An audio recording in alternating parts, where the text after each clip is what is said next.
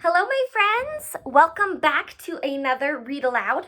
Today we're going to go ahead and take a peek at Mother Bruce. No, not Mother Goose. I said Mother Bruce. Here is the back cover. No blur, but there is one on that inside flap, just like Strictly No Elephants. Let me read it to you. Bruce's dinner recipe calls for eggs, but when the eggs call back, this grumpy bear is in for an unwelcome surprise. Let's go ahead, boys and girls, and take a sneak peek to get our brains ready for our learning. Mother Bruce.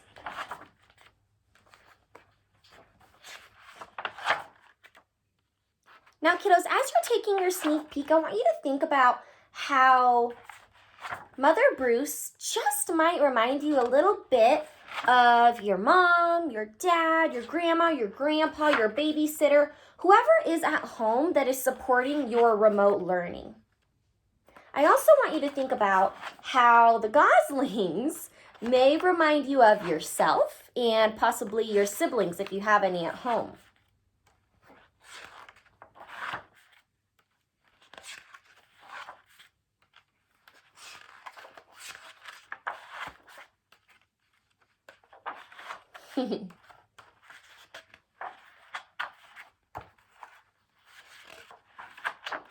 Oh, goodness.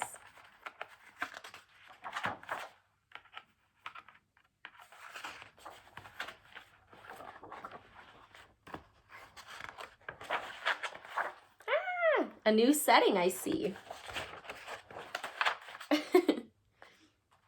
Okay, friends. I think we are now ready to get started with Mother Bruce. Again, think about how these characters may just relate to whoever at home is supporting you during your remote learning, and how the goslings just might remind you of yourselves. Bruce was a bear who lived all by himself. He was a grump.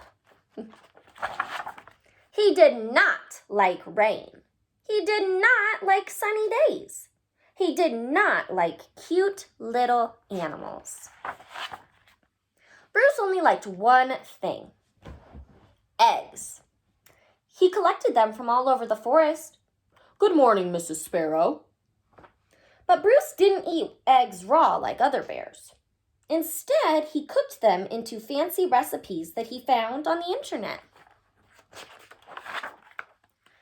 One day, Bruce came across a recipe for hard-boiled goose eggs drizzled with honey salmon sauce. So he went out to get the ingredients. First, he caught a few salmon. Then he collected honey from a local beehive. He liked to support local business, you see. Last, he went to Mrs. Goose's nest to pay her a visit. "Are these eggs free-range organic?" At home, Bruce prepared the eggs for hard boiling. But the fire in his stove fizzled, so he went out to get more wood. When Bruce came back, he was met with an unwelcome surprise. Bruce became the victim of mistaken identity. Bruce wanted hard-boiled eggs, not goslings. He supposed he could settle for buttered goslings on toast, but for some reason, he lost his appetite. Bruce scooped up the little geese and stomped back to their nest. "I will have to ask Mrs. Goose about her return policy." Only to find Mrs. Goose had flown south early. "Be back in April, Mother Goose." Bruce left the goslings there anyway and went back home.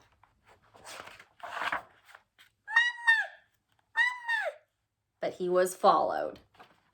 Bruce was very stern and said things like, "Go away!" and "I am not your mother!" and also, "I liked you better when you were eggs." Bruce could take it no longer and became extra grumpy with them. Roar!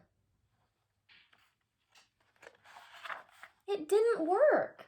Goslings always followed their mother, even if she is a he and he is a bear.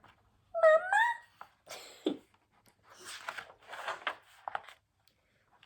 Bruce was stuck with them. He tried to make the best of it. It was hard work. Black! Ew! Yuck! Annoying baby geese. Stubborn teenage geese. Boring adult geese. As the seasons passed, Bruce watched the pesky goslings grow older. Then one fall afternoon, he saw another goose family flying south. Finally, he'd be rid of those geese, and he could take a long winter nap. Bruce explained migration, but they did not listen. Bruce needed the geese to leave, so he got creative.